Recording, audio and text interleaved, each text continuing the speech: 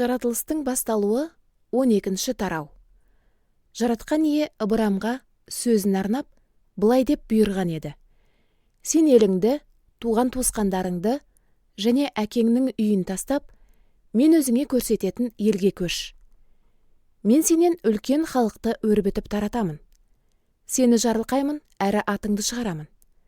Сен арқылы ақбатам басқаларға да жететін болады. Саған ақбатасын бергендерді мен жарылқаймын. Ал кім сені жамандап қарғаса, соны мен қарғаймын. Сен арқылы жер бетіндегі бар ұлттар жарылқанады. Сондықтан Ыбырам жаратқан иенің айтуымен жолға шықты. Оған Лут ілесті. Хараннан көшіп кеткен кезде Ыбырам 75 жаста еді. Осылайша Ыбырам әйелі Сарайды және туған інісінің ұлы Лутты ертіп, бар жиған тергендері мен Харанда өздері иемденген қызметшілерінде алып, сапарға шығып, Қанахан еліне барды. Ыбырам сол жерді кезіп, Сихем қаласының маңайындағы алып емен ағашы өсіп тұрған Море деген жерге дейін жетті. Ол кезде бұл елді қанахандықтар мекендеуші еді. Ал жаратқан ие Ыбырамға аян беріп, мен сенің ұрпақтарыңа осы жерді сыйлаймын деп уәде етті. Ыбырам сол жерде өзіне аян берген жаратқан иеге арнап құрбандық ұсынатын орын тұрғызды.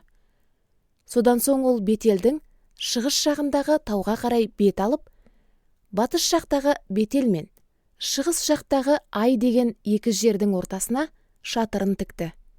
Сол жерде де жаратқан иеге арнап құрбандық ұсынатын орын тұрғызып, оған сиынып ғибадат етті. Сонан соң Ыбырам сапарын оңтүстіктегі Негев даласына қарай жалғастырды.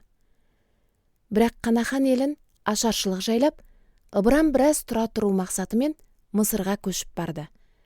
Себебі аштық үдеп тұрған еді. Мысырға таяп қалғанда Ыбырам әйелі Сарайға былай деді: сенің керемет сұлу әйел екеніңді жақсы білемін. Мысырлықтар сені көргенде, мынау оның әйелі деп, саған бола мені өлтіріп, ал сені тірі қалдырып, иемденіп жүрер. Маған да, саған да жақсы болсын.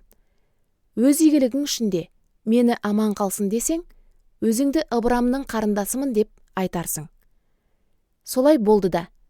Ыбырам Мысырға келген соң, мысырлықтар Сарайдың өте сұлу әйел екенін байқады.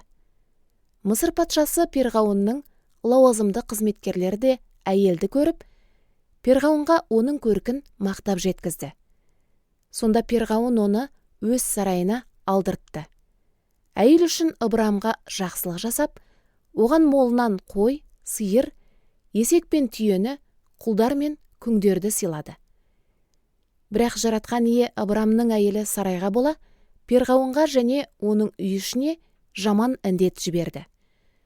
Сонда Перғауын Ыбырамды өзіне шақырып алып, оған: сен маған не істедің?